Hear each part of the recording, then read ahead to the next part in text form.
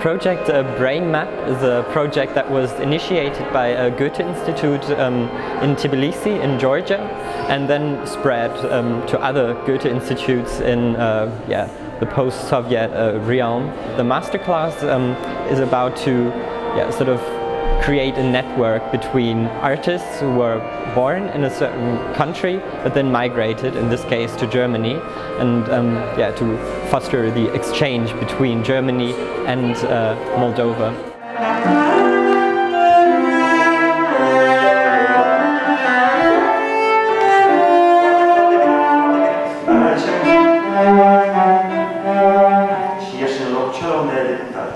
Nu ai nici aici asemănător. Dacă dai aici mult, dai puțin și el trece, nu știi ce să faci, înțelegi?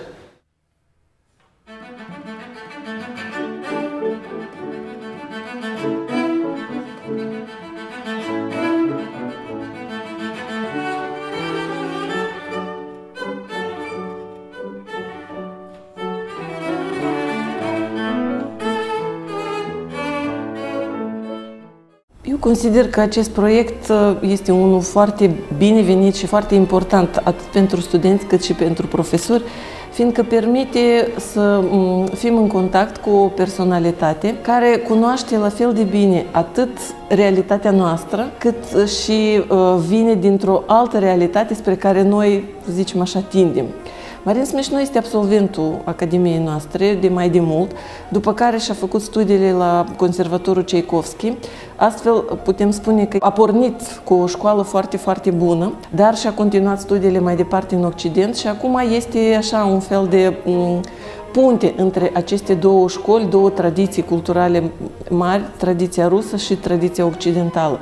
Și acum, activând la Stuttgart în calitate de prim violoncelist a acestei faimoase orchestre Radio Stuttgart, dânsul are posibilitatea permanent de a fi în contact cu niște muzicieni de incontestabilă valoare la ziua de astăzi, atât dirijori cât și interpreți, și având această experiență și proprie și având posibilitatea de a contacta cu acești muzicieni faimoși de astăzi, el aduce această experiență proprie aici, la Chișinău, și o împărtășește cu mult drag și cu o foarte mare deschidere studenților și profesorilor noștri.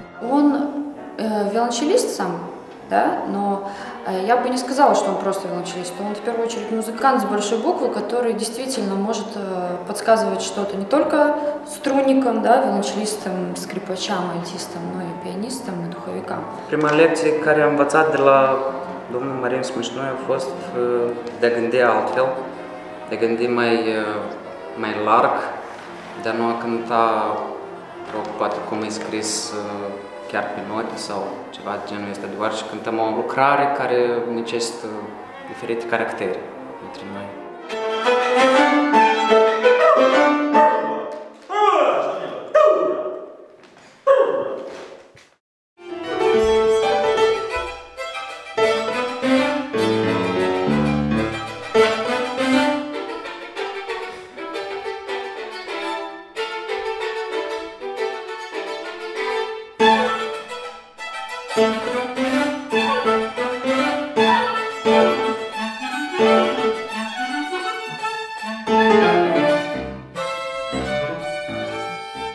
Еще в сентябре, когда нам объявили всем, что приедет Марин Сmișnoi, и что он будет с нами заниматься, и что у нас потом финальный концерт будет, скажу искренне, что все обрадовались, и все сразу кинулись заниматься, репетировать. С ними уроки очень плодотворны, и с ним очень легко, и он не напрягает. И там, где места даже не получается, то как-то он психологически настраивает тому, что это получится, и что не нужно бояться. И это, конечно, подкупает то, что он наш земляк, потому что если бы к нам приехал кто-то из Германии просто работать, то есть мы, конечно, были бы рады, все хорошо, но когда мы еще знаем, что он здесь когда-то жил, родился, нет никакого языкового барьера, очень легко общаться, то есть румынский, русский, любой. Да, на немецком, но мы не понимаем. Мы все получили огромное удовольствие от занятий с Марином, и если была возможность заниматься с ним чаще, то есть мы всегда ею пользовались, но, к сожалению, это бывает только раз в год. С ним раз в год. Да. Вот так.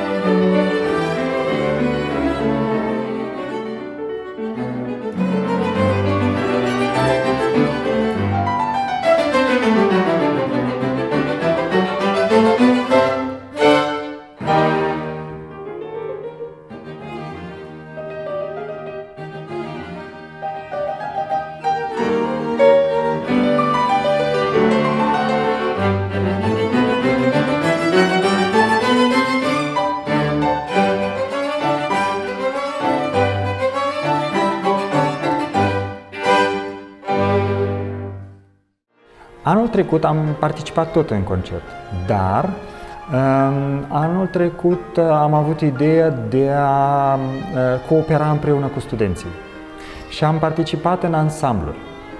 Deci am predat și în ansambluri am participat singur. Dar m-au întrebat profesorii, dar de ce să nu comunicăm și noi, între noi? Și m-am gândit, cu studenții lucrez, am plecat tot. Cu profesorii, dacă lucrez, ei impresiile astea și ideile astea le pot transporta în lucrările respective și altor studenți cu care eu n-am lucrat. Ce pot să vă spun despre concert? O plăcere deosebită de a cânta, în primul rând cu Marin, de a colabora cu el, fiindcă de mulți ani de zile n-am cântat cu el împreună, cred că când eram studenți, numai atunci.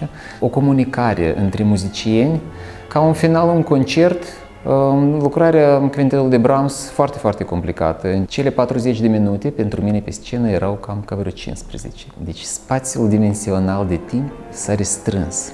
Trăiește lumea acolo, în momentul acela, unde stai și te prinzi că primești o plăcere deosebită. Nemai vorbind că erau și public și era o oarecare receptivitate în sală, așa, foarte, foarte plăcută. Sper că a ieșit bine.